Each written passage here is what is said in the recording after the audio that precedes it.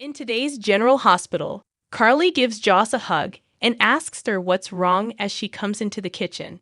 "It's Dex," Joss tearfully replies. "I just need my mom." She then tells Carly that she and Dex broke up.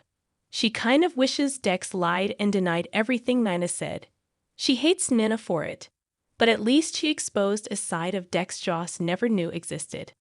She still loves him so much, but he's not the person she thought he was. She doesn't even have the illusion to love him anymore.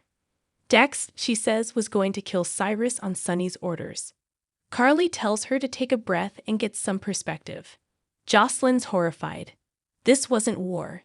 This wasn't self-defense. Cyrus was an old man lying in a hospital room. That is premeditated murder. Carly says Dex was in an impossible situation working for Sunny, her, and Michael. He didn't have a choice. The choices he had to make may have been deal breakers for you, but don't be naive about why he made them. Carly tries telling her that what Dex shared with her was real, but Jocelyn's not having it. She thought he was cute and sweet, not a murderer. She doesn't know what to believe. Then Joss stops and thinks, did Jason use to kill for Sunny? Yeah, Carly admits. He did some things for Sunny. But Jocelyn wants her to admit that murdering for Sunny is wrong. Carly tells her to stop judging everything from the outside. I love Jason too, but come on. All it takes is Sunny pointing to someone, and that's it. Jocelyn thinks the reason doesn't matter to her mom. She'd stick to Carly no matter what. Anna, meanwhile, answers the phone in her office and has Dex sent in to talk to her. I'd like to confess to an attempted murder. Of whom? Cyrus, he says, on Sunny's orders. He starts at the beginning, talking about being hired by Michael to take Sunny down. I'm assuming this is after the whole Nixon Falls Manna situation. Anna noted. Dex then says Michael didn't want his dad going to prison, so they brought Carly in and changed his mission to keeping Sunny out of trouble. Anna wants to know if he ever got anything incriminating on his boss. Dex says he did. He was moving illegal arms for pikemen. Anna sits back and stares at him. Dex fills her in on how Sunny figured putting Cyrus down would end the charges against him too. He almost did it, but Sunny stopped him at the last minute. If you swear to this, you will incriminate yourself as well as Sunny. He's prepared to face the music, but Anna says neither Cyrus nor Nina would be able to back him. It would be his word against Sunny, and the most they could charge was conspiracy. Also, it would put Dex into the grave. She's not willing to risk that and tells him this conversation never happened. Justice may not have been served this time, but I really appreciate you coming in and trying. Dex stops and turns on the way out.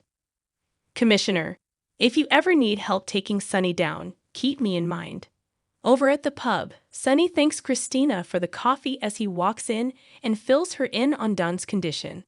There's no sign that he's gonna wake up. Christina gets a chuckle out of Sunny by talking about taking the skiz up to the roof one Christmas Eve and him sliding right off Carly's roof and into a pine tree. They couldn't stop laughing.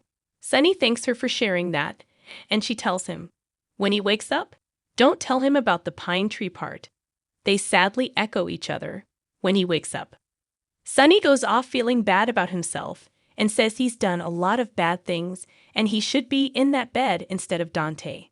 Listen, Dad, I know that you are sad and are scared and those aren't comfortable emotions for you. But she's not going to let him denigrate himself. He's an amazing dad who's always made her feel loved and grounded. No matter what, she, Dante, and Michael will always love him. Then Natalia shows up to ruin the love fest. Sunny says he's glad their daughters found each other. Yes, well, that's why I'm here, to ask for your help. She admits to being shocked by finding Blaze in bed with Christina and learning they were dating. Natalia wasn't ready for it. No matter what she said or did was wrong. Well, now you know better, Sunny says. You can do better next time. Except, she didn't do better the next time. She's struggling with this, but Sunny says their daughters are great for each other. Natalia wants to know if having a daughter that's gay was always easy for Sunny. He tells her that Christina's always been her own person. We all want certain things for our kids, but we can't make them be what we want them to be. Natalia nods with a smile and tells Christina she's lucky to have him. Over at the hospital, Liz and Willow watch sadly as Chase checks once more on Dante and talk about how much Sonny's son means to people. John walks over and insists the PCPD all love Dante too, to which a confused Liz replies, "I'm sorry, who are you?" He introduces himself and says he has a few questions about Jason. Willow, who's walked away, listens intently. "I have patients I need to check on." Liz just barely avoids snapping. "What is it you need to know?" John wants to know where Jason is. Did she hear from him? Elizabeth curtly tells him no, and says that Dante is a good man in a coma. If Jason put him there, the law is important. But that's a big if. John threatens her as she's lying and Willow rushes off. Aiden stops by to visit Liz and talks about how Jake is convinced Jason shot Dante. And he doesn't want to talk to Elizabeth about it. She's going to talk to him when she gets home. Chase shows up and asks to talk to Liz, but not before Aiden asks if he thinks Jake's dad shot Dante. "Well, people are innocent until proven guilty," Chase tries saying. But that's not good enough for Aiden. Yes, Chase finally admits the evidence points to Jason, but he also called for help for Dante. So that's good. At the boathouse, Jason grabs his side and stands unsteadily, only for Danny to rush in and assure his dad he's got him.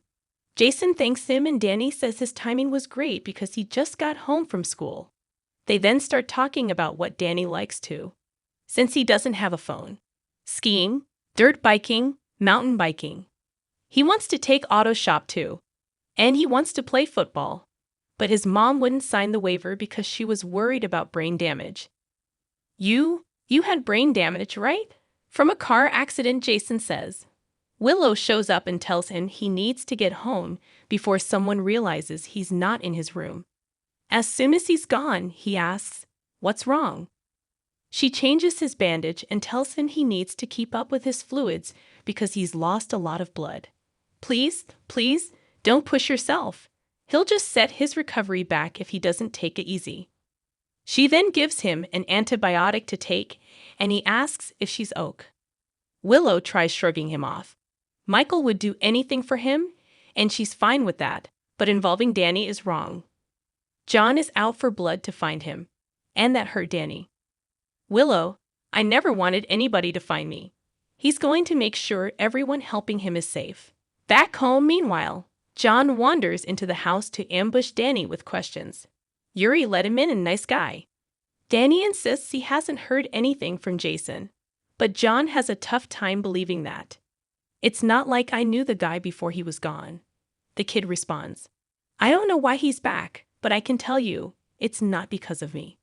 Brooke Lynn barges in and tells Danny to go, then calls Agent Cates a disgrace to his badge.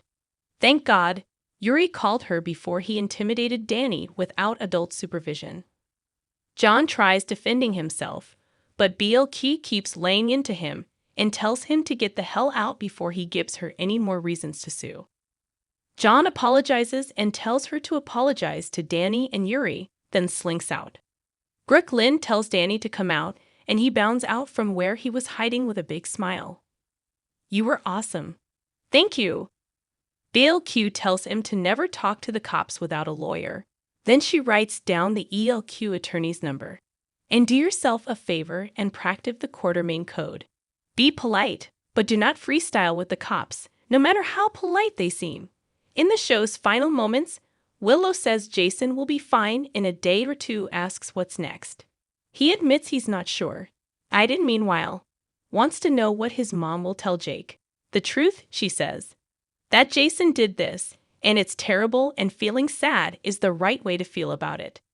But it's not his fault for being Jason's son. Carly, meanwhile, says that she respects Jocelyn's decision.